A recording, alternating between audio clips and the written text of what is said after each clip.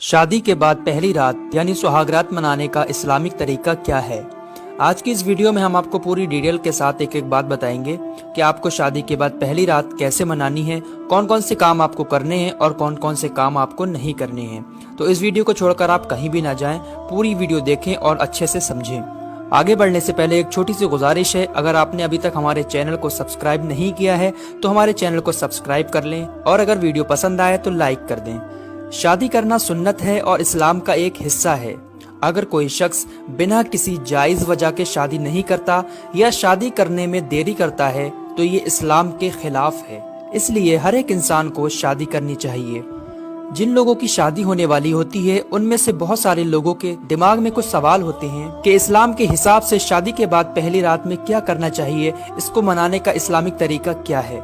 हम यहाँ पहली रात की कुछ बातें करेंगे, लेकिन आपसे गुजारिश है कि आप इन बातों को सिर्फ इस्लामिक तरीका समझने की नीयत से ही सुनिएगा। दिल में कोई गंदगी ना रखें और ना ही कोई गलत कमेंट करें। हमारा मकसद सिर्फ उन लोगों को इस्लामिक तरीका बताना है जिन लोगों को इसमें मालूमात कम है।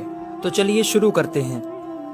शादी के बाद जब लड़का रूम में जाए तो सबसे पहले अपनी बीबी को सलाम करे, उसके बाद खैरियत मालूम करे और दुल्हन से थोड़ी सी बात करने के बाद उसके माथे के थोड़े से बाल अपने सीधे हाथ में पकड़कर ये दुआ पढ़े।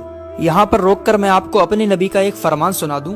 हुजूर सल्लल्लाहु ताला अलैहि वसल्लम ने फरमाया, जब कोई शख्स निकाह करे और पहली रात में अपनी बीबी के पास जाए तो नरमी के साथ अपनी दुल्हन की पेशानी के थोड़े से बाल अपने सीधे हाथ में पकड़कर ये दुआ पढ़े। स्क्रीन पर आपको जो दुआ दिख रही है यही दुआ पढ़ना है आपको। इस दुआ का मतलब ये है कि ऐ अल्लाह, मैं तुझे इसकी यानी अपनी बीबी की भलाई और खैरो बरकत मांगता हूँ और उसकी बुरी आदतों की भलाई और तेरी पनाह चाहता हूँ, इसकी बुराई और फितरी आदतों से। अबू दाऊद की हदीस पाक है ये, जिल्द नंबर 2 पेज नंबर 150, और ये हदीस पाक बुखारी शरीफ की जिल्द नंबर 3 सफ़ा नंबर 473 में भी मौजूद है। और एक बहुत जरूरी बात, पेशानी के बाल पकड़कर दुआ करने से पहले अपनी बीवी को इस बारे में बता दें कि ये हुजूर सल्लल्लाहु ताला अलैहि वसल्लम का हुक्म है, वरना जिस लड़की को मालूम नहीं होगा वो कुछ गलत ना समझने लगे। इसलिए मैं लड़कियों से भी गुजारिश करता हूँ कि इस वीडियो को अच्छे से देखें और अपने नबी के इस फरमान को समझ लें। इसके बाद अगर आपने वुजू ना किया हो तो वुजू कर लें और 2 रकात नफिल अल्लाह का शुक्र अदा करने और अल्लाह से दुआ करने के लिए पढ़िए। आपको जमात बनाकर नमाज पढ़नी है, यानी लड़का आगे इमाम बनकर खड़ा हो और लड़की उसके पीछे खड़ी हो और दोनों साथ में नमाज पढ़ें। आपको नमाज की नियत इस तरीके से करनी है।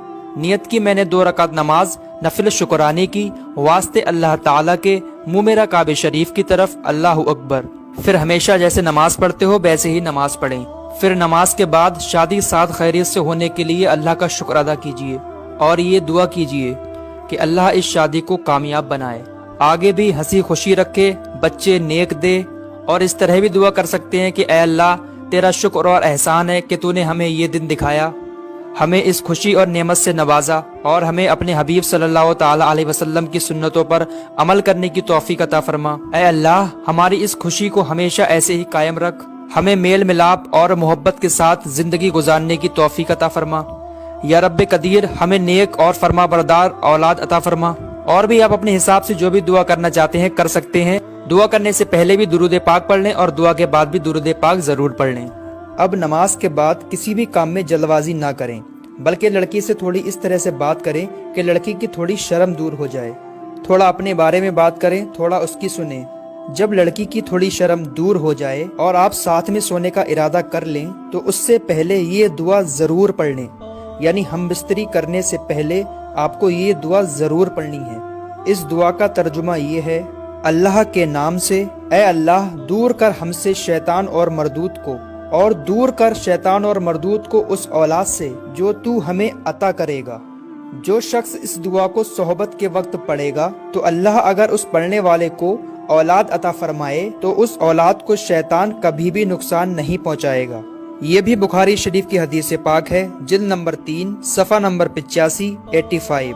और एक जरूरी बात, जो पेशानी के बाल पकड़कर आपको दुआ पढ़नी है, जो मैंने पहले दुआ बताई थी, वो दुआ सिर्फ आपको पहली ही रात में पढ़नी है।